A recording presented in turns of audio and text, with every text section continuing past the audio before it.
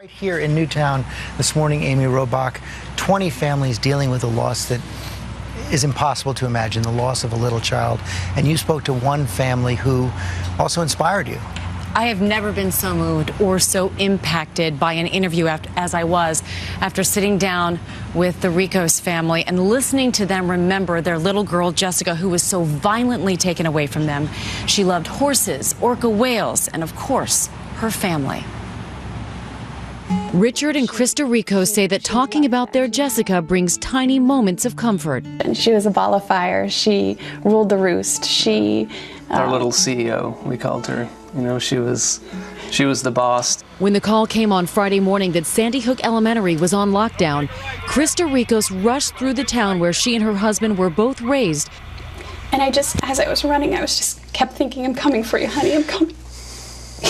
And I got to the firehouse. We had no idea at that point. We thought, okay, we're just waiting. The reports are that one or two people may have been injured. I walked around the firehouse. It's like, maybe she's in there. Maybe she's there.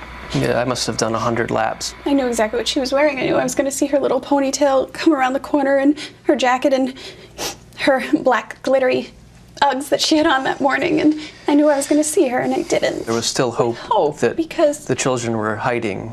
They finally, around 1:15, asked everybody to sit down, and they said that it was a tragic day in Newtown today, and 20 children were killed. And they still didn't tell me my little girl was gone. There was so much panic and confusion when that announcement was made. The life was just sucked out of everyone in the room. And, I just point blank found a state trooper and was like, are there any survivors? Or, are you telling me that standing here as a parent, my child is gone? And he said, yes. Overcome with grief, the Rekos returned home. Got into her bed that she had just gotten out of. And we just stayed in bed. It's still not real, but my little girl, who's so full of life and who wants a horse so badly and who's going to get cowgirl boots for Christmas, isn't coming home. They say the pain is just settling in. Are you angry? That hasn't registered to me. The killer's face, the name, everything. I see through it right now. I just want to keep talking about her and all the things she loved to do. She was their 6-year-old family powerhouse, forever their angel. I found a little journal, and I don't even know when it's from, but I just opened the book, and it was exactly what I needed, because it says, I love you so much, Mama. It's like she knew that we were going to need something to help us get through this. That's just like what an amazing little girl she was. Yes.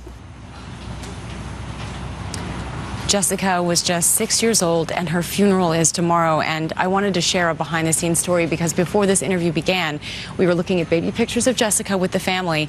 And I said, oh, what day was she born? Well, when was she born? And they told me May 10th, 2006. And that is the day I gave birth to my daughter.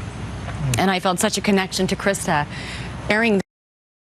Gave birth on the same day, and now her daughter was never coming home. And the impact of it was I felt it right here. And you could see it in their face, but to remember her and to be able to share her story with the country, let's hope that helps. And it's important to them and to all the victims' families that their stories are heard.